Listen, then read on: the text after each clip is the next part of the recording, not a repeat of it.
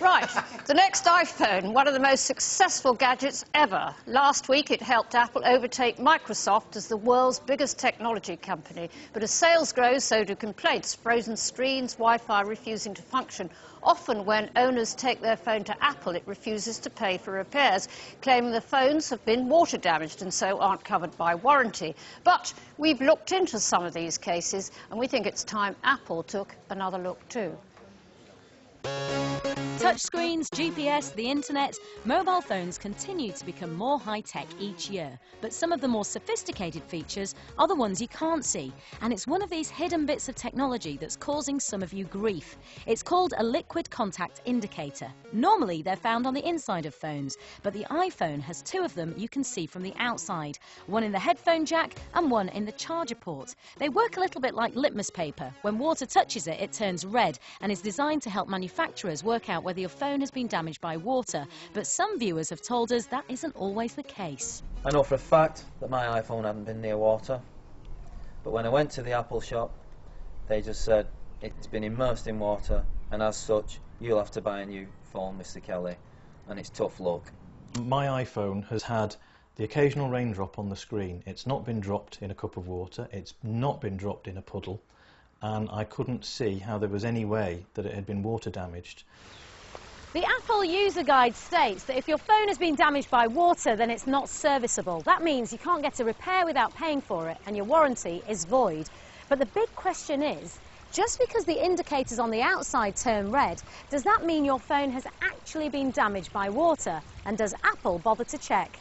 Atif Rafiq's phone developed problems in April. The Wi-Fi and Bluetooth both stopped working, but Apple's Manchester store told him he had one red tab at the bottom of his phone, the result, they said, of water damage. I've never been close to any sort of water. It's not waterproof anyway, so you wouldn't take it swimming with you, or you wouldn't take it into the shower with you, so I've not done that.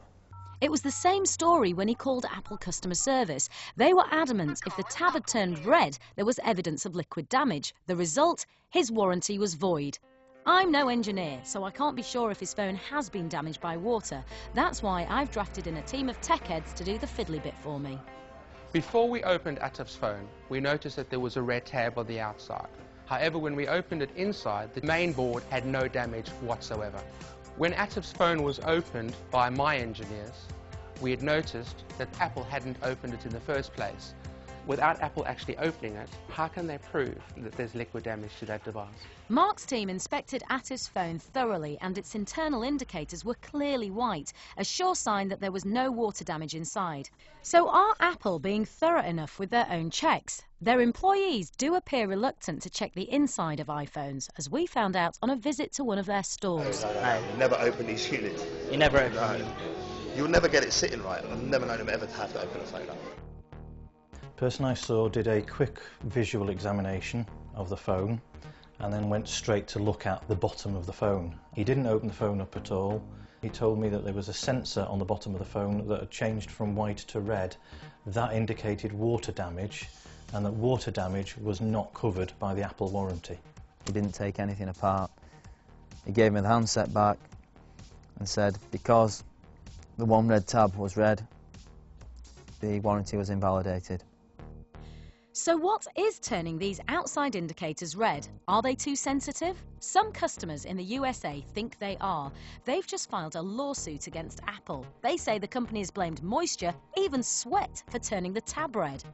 Who doesn't sweat every now and then? Or if you prefer, glow. When I leave the gym, I'm glowing like a pig. But what I want to know is this: how much water does it actually take to trip one of these sensors? A drop? A cup? A flood?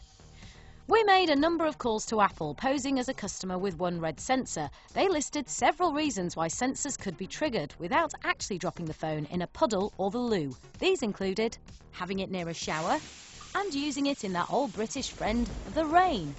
Now, it does mention not to use it near those in the user guide, but we were also told not to have it in a moist area, such as a wet hand. And my personal favourite, it could even be condensation.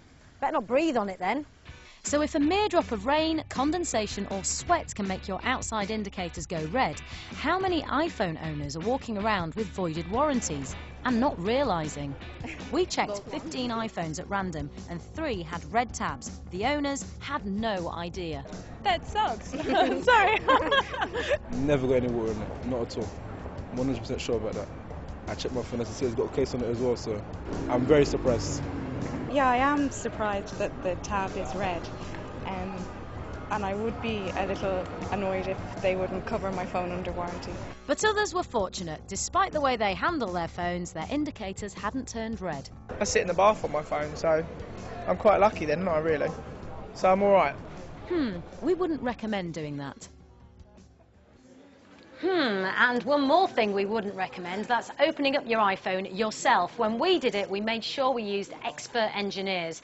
As for Apple, they told us that when customers take their phones to an Apple retail store, the warranty will only be void due to liquid damage if all red tab indicators have been triggered. We asked them if that included indicators inside the phone, but they've yet to respond.